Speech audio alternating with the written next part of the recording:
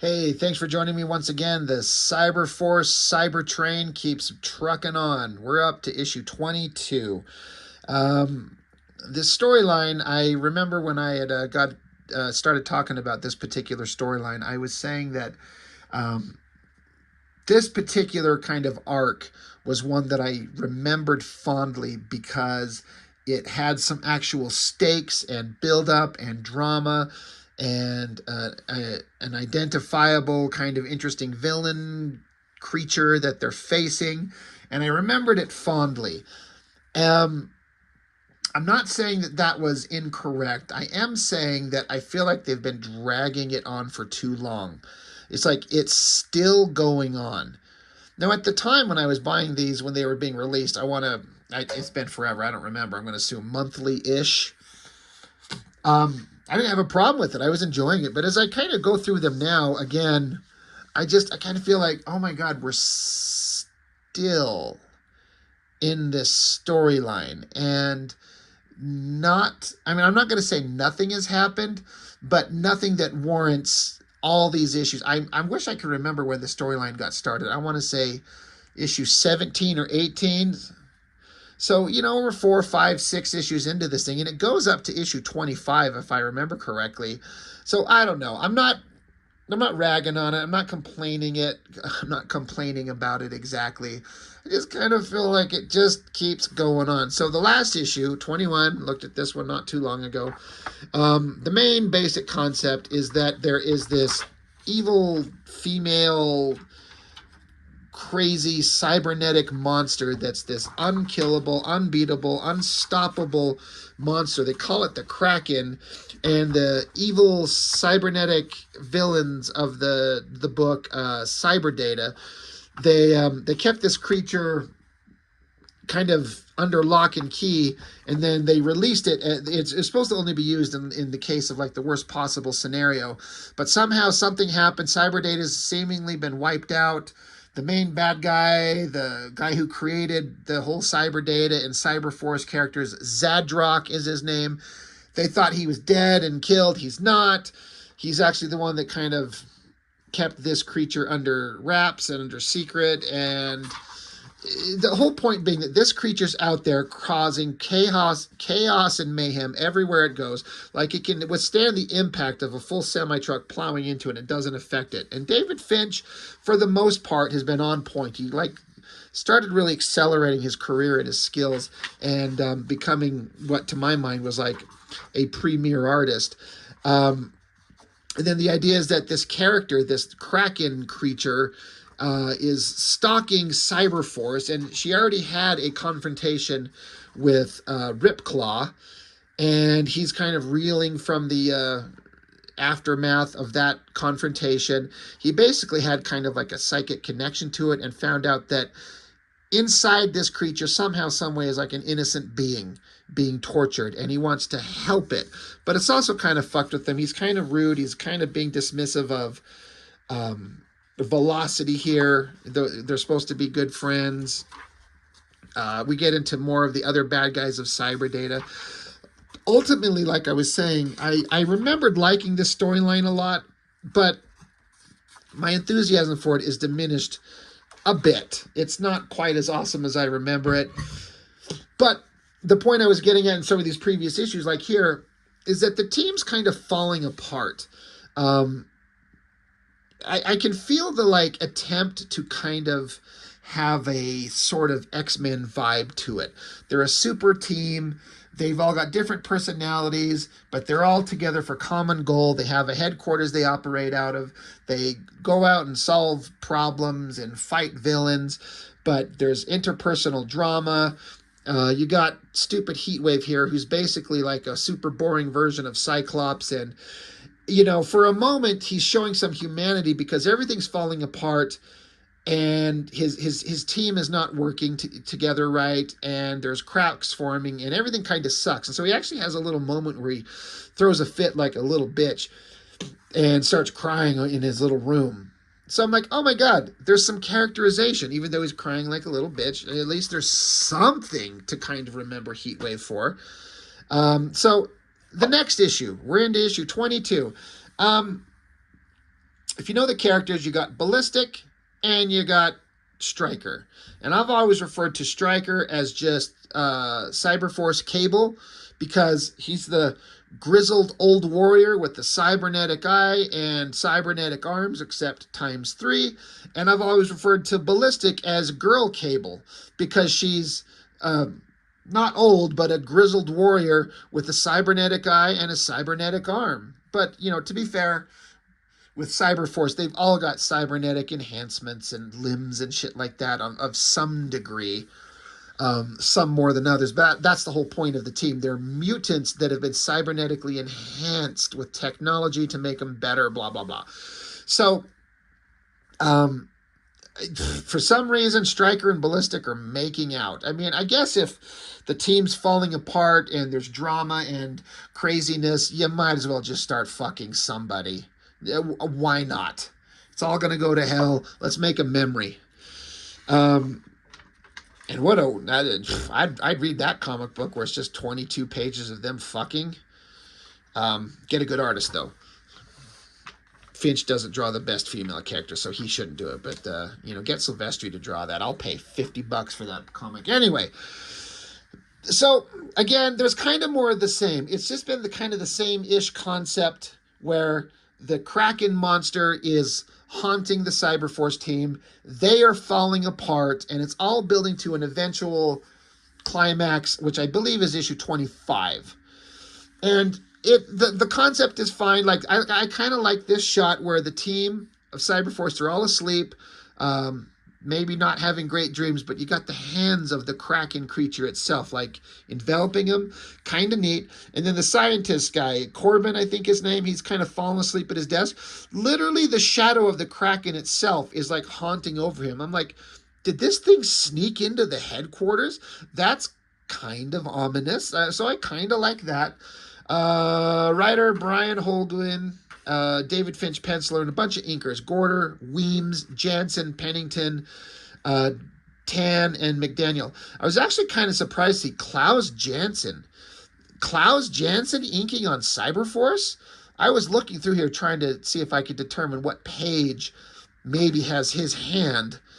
I think I found it. I'm not sure. I'll show you when we get there, and anybody who knows, you could tell me. I wish they would tell you what pages they did. They kind of think people don't give a shit, and the wider universe probably doesn't. But artists like me, I want to know which pages Klaus Jansen inked over David Finch.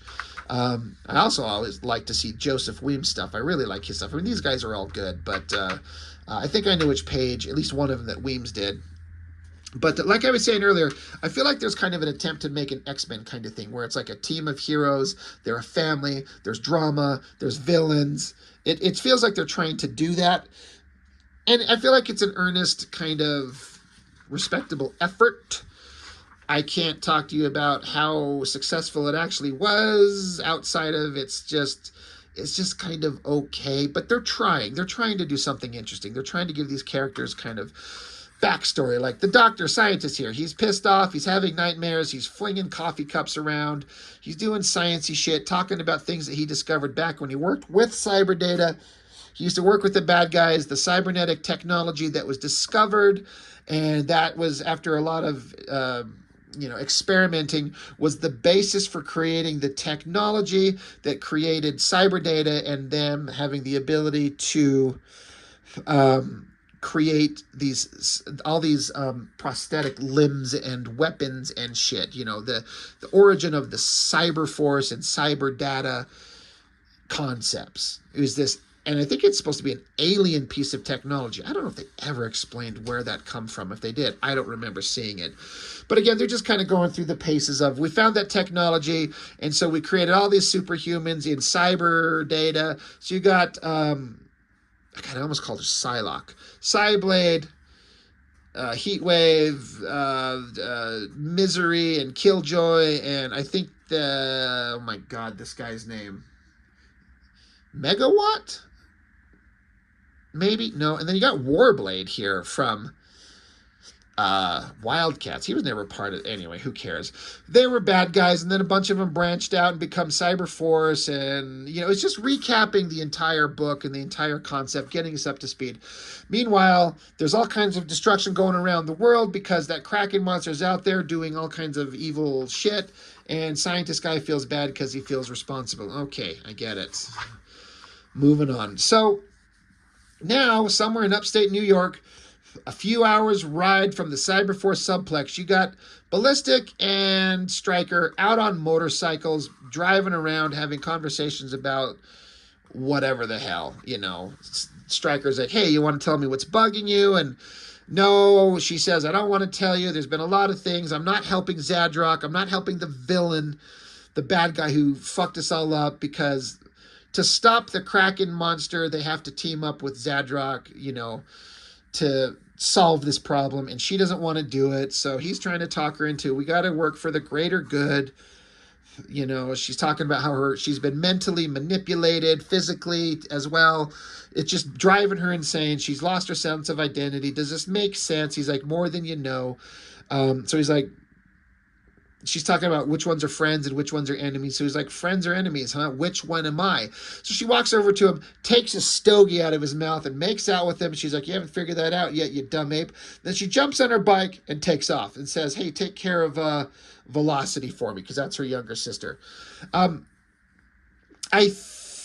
want to say this is the page that Klaus Janson inked. I only say that because I'm going to bring it up close for anybody out there who knows inking techniques. And I feel like the kind of organic brushstroke lines through the face here kind of look like a Klaus Janson line. But again, I'm just guessing, but this is the closest guess I could come up with. None of the other stuff through here exactly jumps out at me specifically. I mean, there's a few places where it kind of does, but that right there.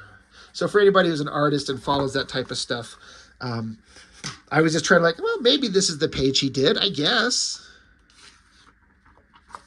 But yeah, all right, so they make out. So the whole point of the cover of them making out was based on this one little scene right here. And that's it.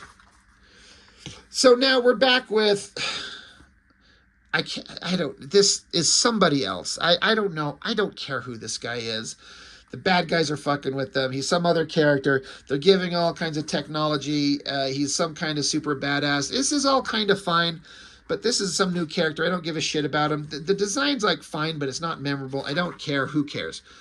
Back with the scientist Corbin guy. He's still sitting around. There's lots of text boxes telling us all kinds of shit.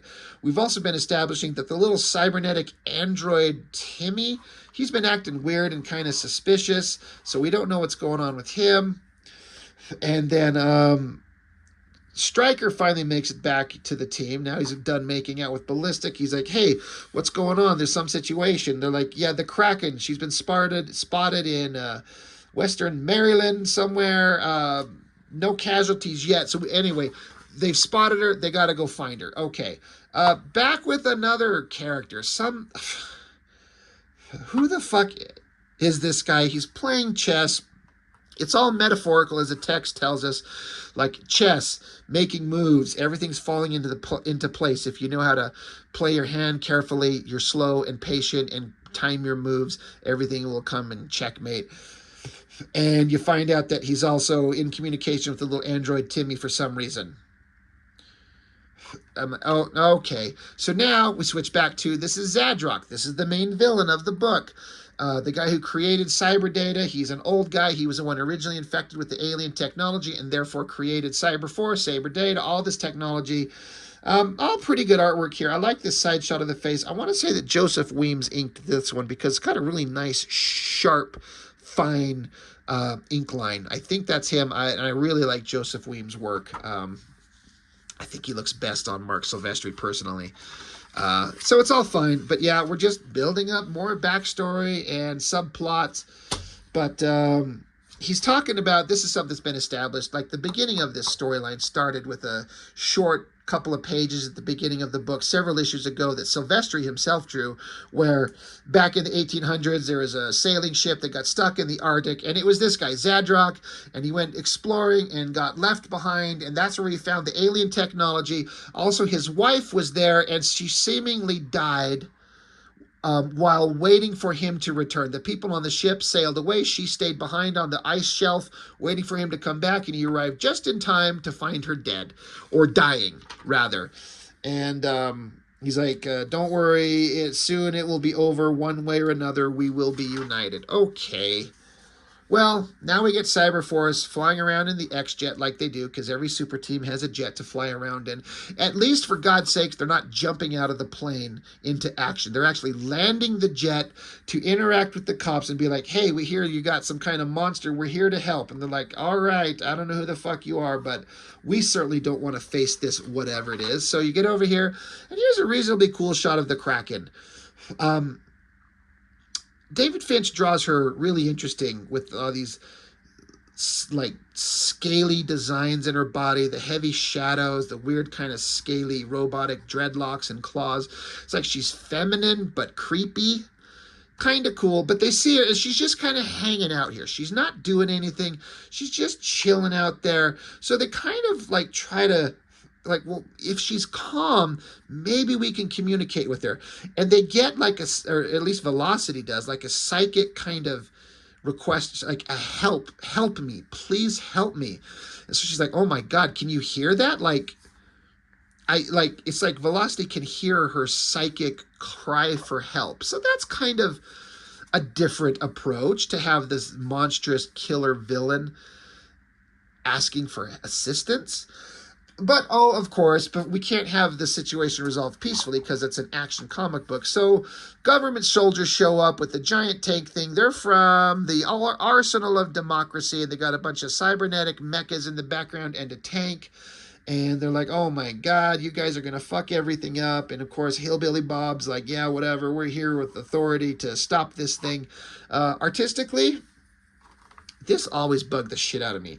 You got this face of boring ass Heatwave here, his head, his hair, his little collar from his shirt, but there's no indication of his neck connecting to his body. It's just not there. It's just weird. It's like a floating head. Minor oversight, I guess. But yeah, they're like, well, we need to stop this monster. So gentlemen, so they just start firing. And of course, Cyberforce is like, oh my God, don't do it. And so the Kraken, she's there, and she's getting hit. And so you see the kind of psychic dialogue that the Kraken is thinking. And it literally says, enough, had enough, better this way, perhaps. So it's almost like the Kraken is saying that it's had enough of this torturous existence, and maybe it should just let itself die. And so they start shooting at it. We cut back to this Dr. Corbin guy. Once again, just a bunch of shots of his face, talking about, oh my God, forgive me. I wanted to help people. I created all this technology, but it got used for evil, and all my work has been corrupted, and people have died, and I fucked over so many people. It sucks to me. I've got so much guilt. The art's all kind of fine here. I mean, it's not exactly an exciting character to draw, an old guy with a mustache and gray hair, but you find a way to position the head and do dramatic shadows and uplighting and cross-hatching, and you do the best you can to make it visually exciting for yourself. I feel like you did a good job. Still doesn't help that we're kind of bored just seeing this character sit around and bitch and moan all the time. He's talking to the body of Killjoy, because she got her ass ripped apart by the Kraken in previous issues, and so he's basically spilling his soul to her unconscious body. Kind of like telling her, but not telling her. It's a good shot. I like this down angle, this shot of like the tube that she's in here, getting kind of in stasis, and none of this destruction would have happened if not for me. Please forgive me. He's begging for forgiveness for all his evils. Back to the Kraken. I think it's a pretty exciting shot. My only problem is like, it looks like she's being hit with like laser weapons and shit. I don't know if it almost looks like the stuff is bursting out of her. like she's erupting with energy from the inside, like including even her eyes. But this is all the impacts of the weapons from the bad guys shooting at her. And it just, again, my dumbass is not going to be suggesting to tell David Finch what he should have done, but that being said, I will. It just looks like it's bursting out of her. I gotta say, it would be hard to portray all these, whatever these weapons are, if they're laser weapons or projectile weapons, I don't know, hitting this figure, because you want to draw a big, awesome splash page. You're going to draw kind of the sexy female body, but then you're going to make it look like this scaly technological monster, so she looks scary at the same time. But then you also want to show all these weapons impacting her, creating all kinds of destruction. But if you show too much destruction, you lose drawing the figure, because she's going to be covered in flashes of light and explosions and debris. And honestly, that might be the better way to do it. I feel like he was wanting to hold on to the sexy body versus the actual destructive impact of all these weapons hitting her. You could almost make her a smaller figure, reeling in pain, and have a bunch of rubble blowing up out of the ground and a bunch of explosions and lights and flashes around her. There's probably a better way to illustrate this drawing for effective storytelling that's better than what he chose to do, because again, I feel like he chose to have the big, awesome full figure shot first and then the impact of the weapons second. Purely conjecture, guesswork on my part. I don't dislike it at all. It's a great drawing, but again, I just don't feel like these impacts of these weapons work, and it feels like they're bursting out of her, not hitting her. But you get the idea, and I guess that's all that counts. So all these mecha things are just unloading on her. They're like, just keep going, boys. You let her have it. Let her have both barrels or whatever. And so, yeah, oh yeah. And then the psychic dialogue from the creature, the Kraken itself, says, over, let it be over. No more of this madness. Don't belong in this world. I want to go home. So it's that kind of like humanistic kind of inner dialogue that you don't expect from this monster. Like, it wants to die, it wants to go home, it's sick of this. So it creates sympathy and empathy for this villain. So I'm like, all right, somebody's doing something kind of right. So it's here again, getting impacted from all these things, and it's just like a smaller version of the splash page we just saw, saying, end this suffering. And then she kind of doubles over and then teleports away. She just vanishes. And they're like, Cyberforce is like, well, fucking Hillbilly Bob, are you happy? She's gone. There's no telling where she'll show up.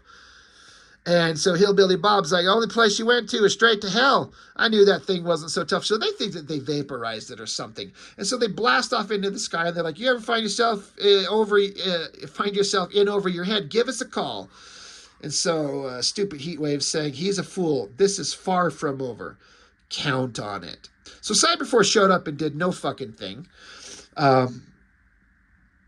But having them fight the creature would kind of defeat the kind of us having some empathy for it. So they have some other boring, pointless losers show up. I appreciate the concept of what they were going for. I just don't feel like it. I don't know. They could have done. I think they should have just eliminated these idiots and have Cyberforce themselves engage it accidentally, or, you know, kind of have an unfortunate situation where they try to talk to it, but there's a misunderstanding and it kind of becomes a little bit of a conflict. Because I'm interested in the Cyberforce characters, and it's already hard to kind of be interested in them because they're not that interesting of a bunch of characters, but they are the star of the book.